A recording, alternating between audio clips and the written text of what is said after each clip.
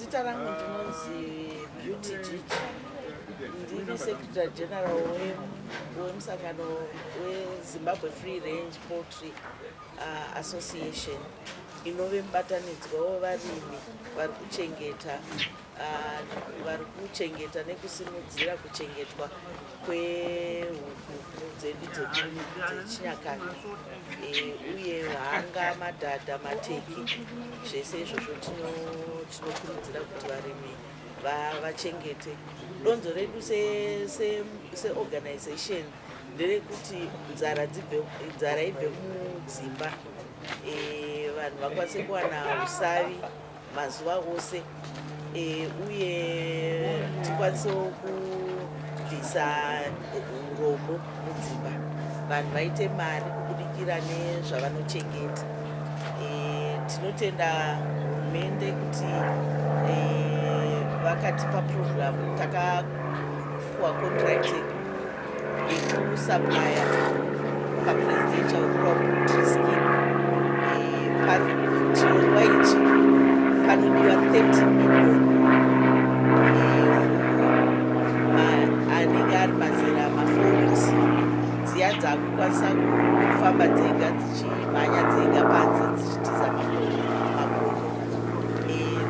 Chirongwa ichi chichabenefita 3 million households muno muZimbabwe, ma10 provinces eZimbabwe. Isusu semubatanidzwa wevarimi takaona zvakakosha kuti chiprogramu iyi varimi wese anoda muno muZimbabwe akwanise kuparticipata kana kuti kusupply nhiyo maday old vanenge vasina kwekuchechenyesa vari kuunza mazai sezvamuri kuona zviri kuitika pano nhasi. Takaronga seassociation kwekuti vanhu vanochechenyesera huku dzavo vachibhadhara $3.60. Isusu tozotora maday old. Aya maday old ndo anozobhadharwa varimi vanenge vaunza mazai iwaya.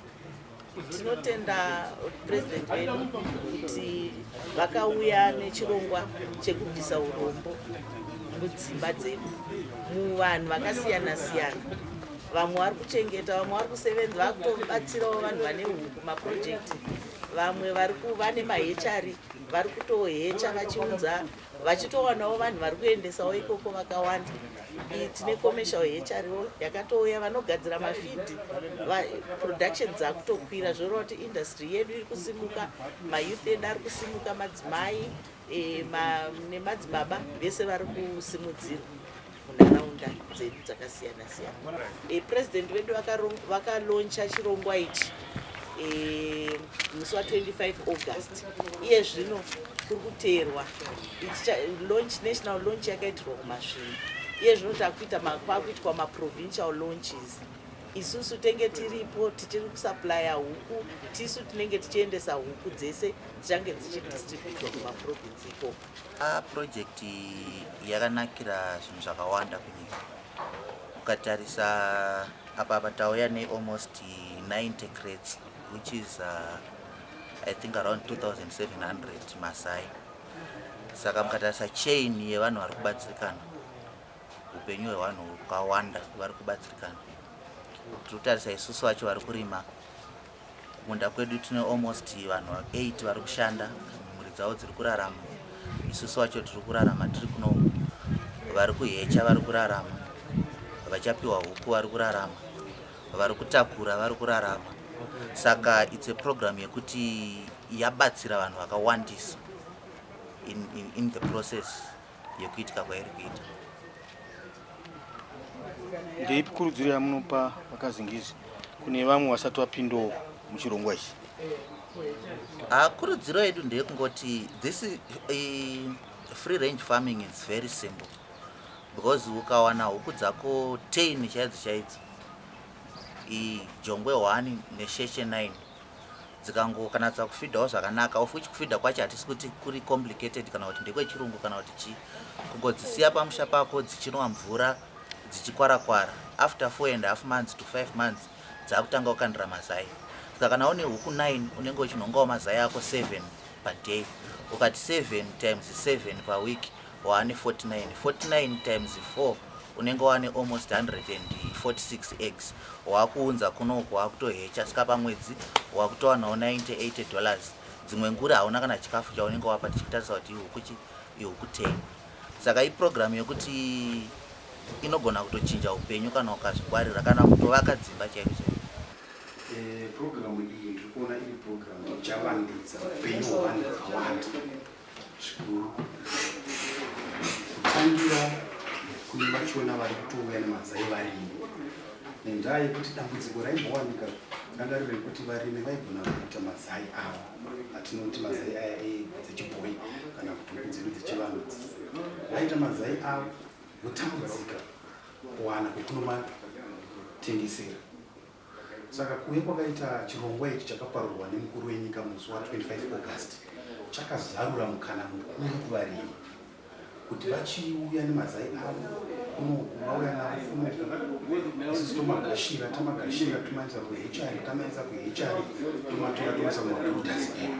Kana tamaisa mumabrooders edu paanosvika 4 weeks wekudziya takuchidistributa manje kumaruwa.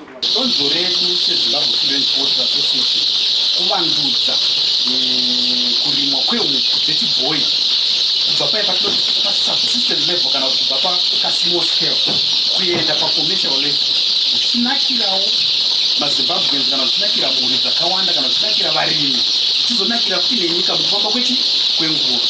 Saka panapa chiri kuitika ndechekuti mabhokisi ese amuri kuona ehupwana dziri kuchema idzi tinomati maday old chicks, zvichira kuti anenge aine zuva rimwe chete abuda muincubator for less than 24 hours abuda muincubator. Saka kana auya panapa tinodzitora zoenda kumabrooders atinawo. Mabrooders atinawo ari munzvimbo dzakawanda zvikuru. Mabrooders mamwe edu ari kugoromonzi, mabrooders mamwe edu ari muchebhutu, mamwe ari munoto. Kana aenda ikoko ndokwaanobva anotanga kumanejwa kusvika pa4 weeks. Asvika pa4 weeks ndakuenda kudistribution. Ndoda kukuratidzai mabreeds atinawo paizvi.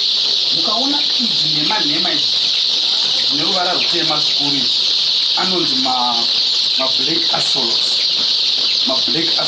Black axolot ihuku inokura zvikuru zvekusvika kgs kana mana chaiwo kana yakura inogona kusvika even kgs mana, zvekuti even kukandira kana nyama yokudya inogona zvikuru. Saka aya arapa mablack axolot aya. Tobva tosvika panapa pane dziri panapa apa dzimwe dzinotonge tsvuku, dzimwe dzinotonge dzine mavara. Idzi manje anonzi maboshveld. Akapiwa zita rekunzi boshveld after anonzi Mike Bosch. Mike Bosch is a South African, ndokwakabva zita rachona. Saka Mike Bosch ndiye anyanya kurima huku zvikuru, ndokusvika padzakapiwa zita rekunzi boshveld. Ihuku yandinoti hainyanyise kukura stereki zvakanyanyisa kana pari kukura, asi kukandira inogara cooks. Makukuks anenge aine ruvara rwatingati rwechizizi uya kudzenze kuti inoita sekuti ine ruvara rutema nerwuchena. Makushe ayo aya ndo anonzi makukuks iwaya, ndo rumwe ruvara rwatinenge tinaro. Isu panapa huku dzatinotora iwaya mablack axolots, maboshveld nemakukuks. Even mukauya nedziya dzemusuru dzekuita dzinodzigamuchira panapa maindigenous ndedzedu iwaya yechivanhu aya dzinogamuchira pano. Zvazvakanakira ndezvekuti idzi huku idzi pachirungu vanoti hadzina anonzi materminal machines pachirungu. Zvireve zvokuti ihuku dzinogona kuraramba rudzi rwaro chimendena rudzi kwenguva yakareba, chimendena zvekare uremu hwadzo, chimendena zvekare quality yadzo. Ndozvo zvakanakira. Zvazvakanakira ndezvekuti huku idzi hadzinetsi kuchengeta. Kuzvirwere chaiko dzinorisita zvirwere, hazvine kurohwa nezvirwere. Uye kana taakutaura even pakudzirapa kana dzaita dambudziko rekurwara, dzinogona kushandisa even gavakava chairo rere kumushaya, dzinogona kushandisa kuti dzirapwe kana dzarwara.